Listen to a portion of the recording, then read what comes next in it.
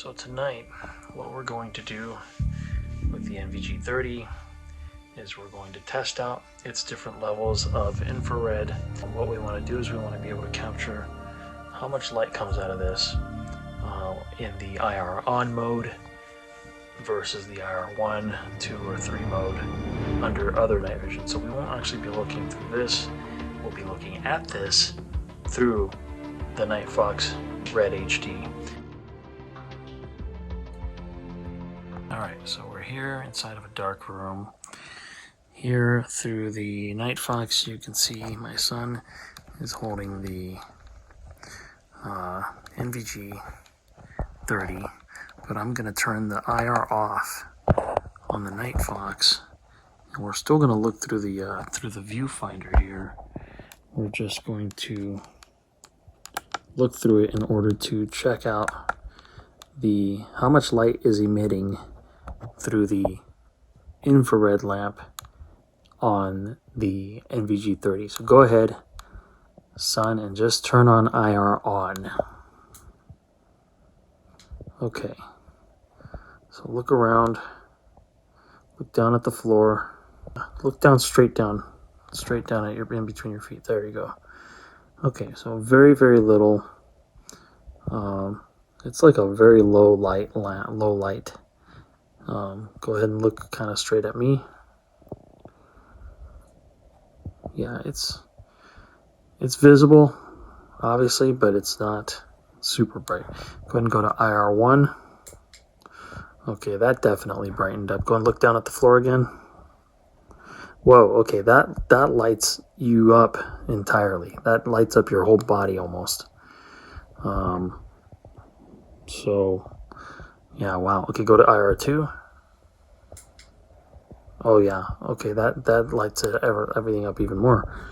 It starts to actually light up your environment around you.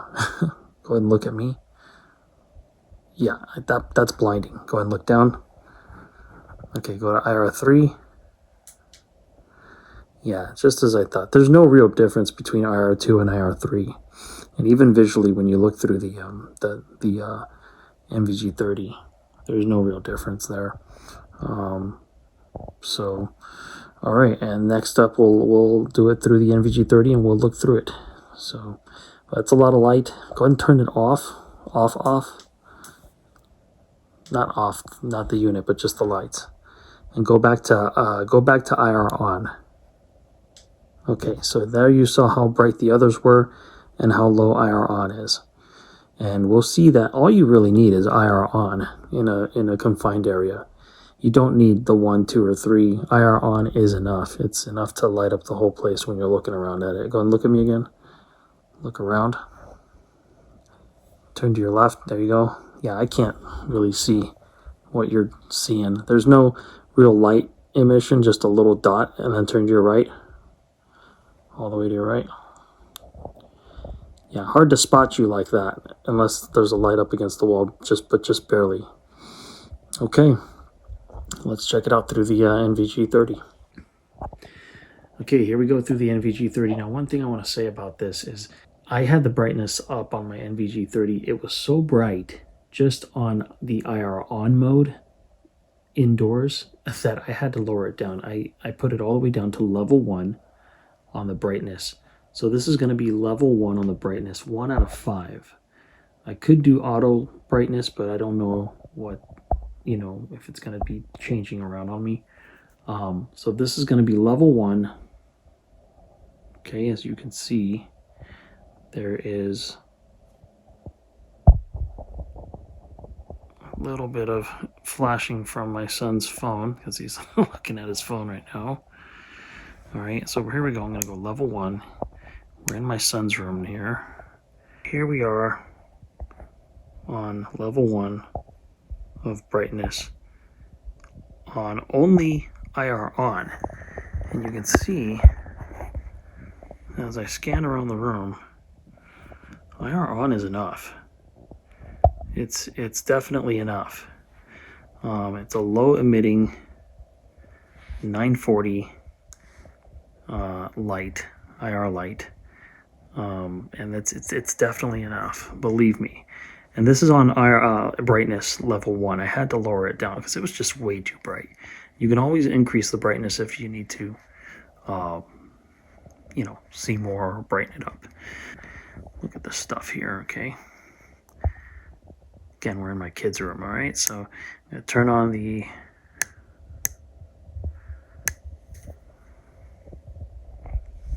IR on again. I think we just changed the color.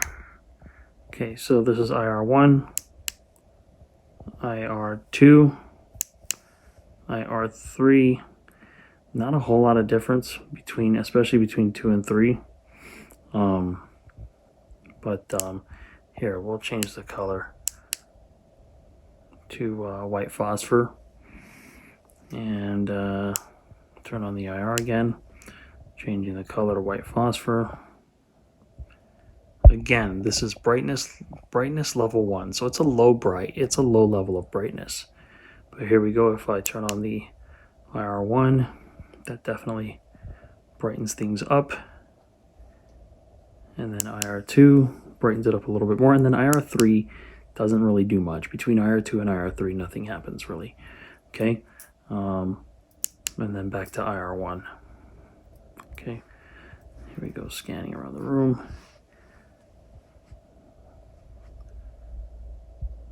And then I'm going to show you how dark it is in here. I'm going to turn off the IR. We need it. We're going to need it with digital night vision. It's not analog.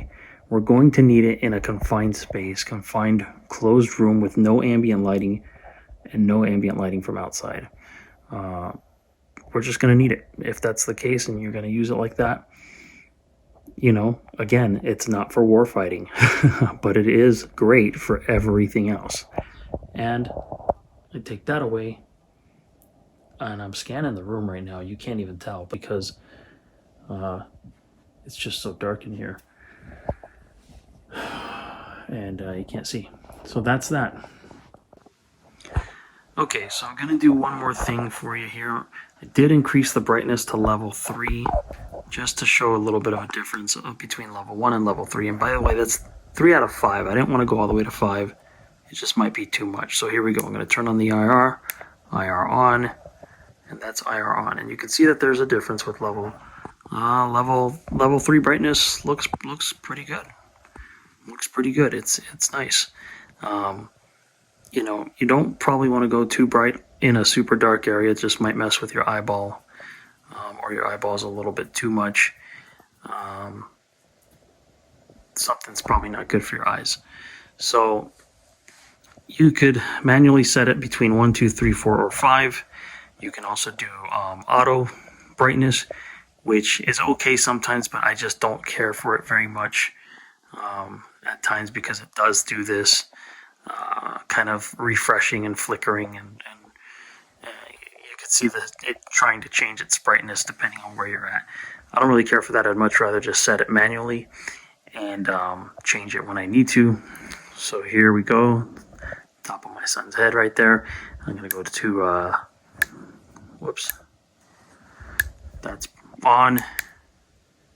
Okay, IR1. There's IR1 again on brightness level 3. IR2, you can see there's a significant kind of difference there.